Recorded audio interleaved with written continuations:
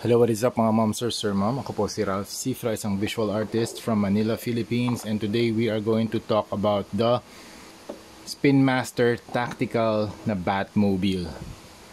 Shout out to my client, Sir JC Borja, na nag-send ng inquiry sa akin, tapos i-customize natin to. Okay, so meron siyang unit. This is the Spin Master Tactical Batmobile.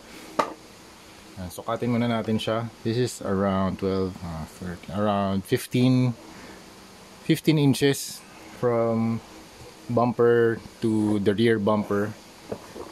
Tapos yung kanyang width around 7.5 or 7 inches. Yep. Oh yeah, 7.5 dito sa front, tapos 7.5 naman dito sa back. And then yung thickness around 3 inches. Yan, or yung height pala rather. Yung height dito sa pinaka buntot niya or sa bat wings, 5 inches. Yan, yung measurements out of the way na, tapos na tayo dyan. And punta na tayo sa sa sculpt. Sa sculpt, malinis yung pagkakagawa nito, walang level of weathering. Super nice, very sharp na paint application, wala mga overspray. Ang ginamit nilang plastic dito, may dalawang textures, yung matte and glossy. Itong part na to, glossy. Parang mayroon pang glitters or may particles yung yung plastic na ginamit nila. Ang galing din ng effect kasi para siyang nagsishine, para siyang metallic. Yung color nito hindi siya black, it's gray. Tapos yung rims niya, excuse me. Yung rims niya merong bat design logo. Very cool, very tactical yung overall design. Yan, yung sleek excuse me. Yung sleek parts lang dito, ito. Yung wings lang, yung bat wings lang, bat wing design lang dito sa may rear part of the vehicle. Pero overall, this is a very angular, very boxy design Batmobile. So if you look at the front, it's very cool. Also yung weight niya hindi masyado mabigat. This is very light and umaandar din naman, very smooth. Tama ba?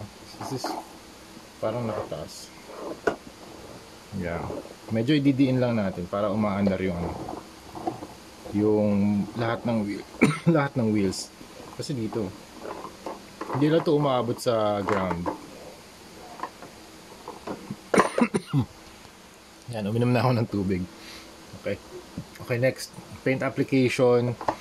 Actually, ito lang yung paint na nakikita ko Itong yellow na eyes dito sa kanyang front part of the bumper. Dito sa ilalim, wala na. Puro plastic materials na to okay. So, itong part na to, yung medyo mas may glitter na part, may mga shine, o yung glossy part, painted pala siya. Kasi dito sa part na to, hindi siya dalawang plastic material. Ito lang talaga yung plastic material, itong matte na part. Tapos this one, these are the painted parts. Just very nice. Astig, akala ko dalawang parts siya, hindi pala. So, just one mold yung mismong Batmobile, tapos pinintahan na lang nila ng glossy and matte na finishes. That's very cool kasi para magkaroon naman ng ng contrast, kasi kung puro matte to, it's very flat. Okay, start tayo dito sa canopy. Canopy design, very angular, tapos pwede mo siyang buksan. Yung kanyang window type, window color is orange, yellow orange. Yan.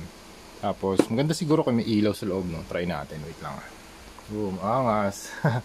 Angas ito pag may ilaw pala sa loob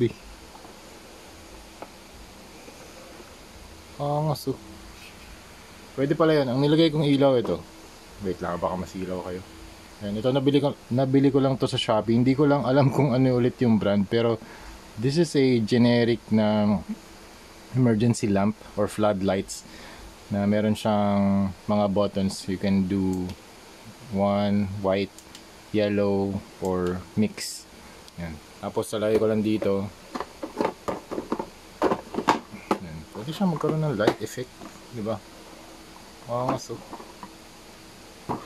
Pwede pala yun Yan. Hayaan na lang natin na mayroong light sa loob. Pero tingnan din natin yung loob niya. Kasi wala kasi siyang ano eh.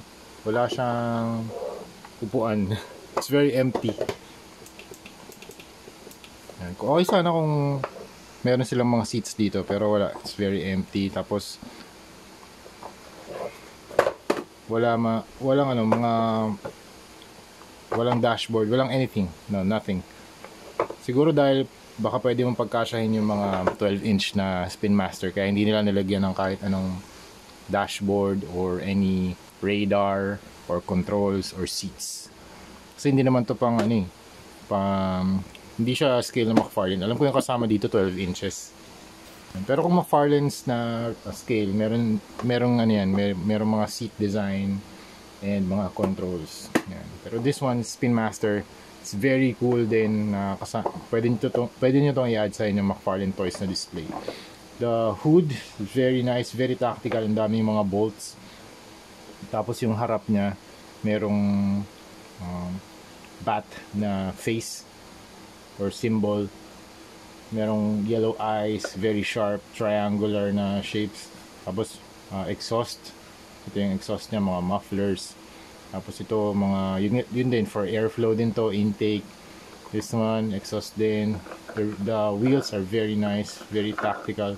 Ang ganda rin nung pattern ng wheels. Wheels kasi bat wings yung kanyang mga parang grip design. Okay, dito naman sa kabila, mas malaki yung wheels nito sa rear kaysa dun sa front. Meron ding bat logo sa gitna and yung mags niya or rims. Ano ba to? Parang siyang daming bolts eh. Daming bolt design. Parang sewer cover type. Parang ganun. Sa likod naman, meron siyang mga fenders na bat wing design, and you have the booster. Tapos dito exhaust din. Ganda ng booster effect. Okay. Tapos very cool na very cool tactical na design overall. Super nice addition sa inyong McFarlane or any Batmobile na collection. Okay, wala lang akong Batman na action figure dito na pwedeng magkasya dito sa loob kasi wala akong loose ngayon na lahat nandun sa storage. So that's it muna. Yun muna yung review natin. Walang articulation to aside from the wheels and the canopy. So that's it. So yun lang mga monster. Thank you very much for watching and see you sa next video. Bye bye.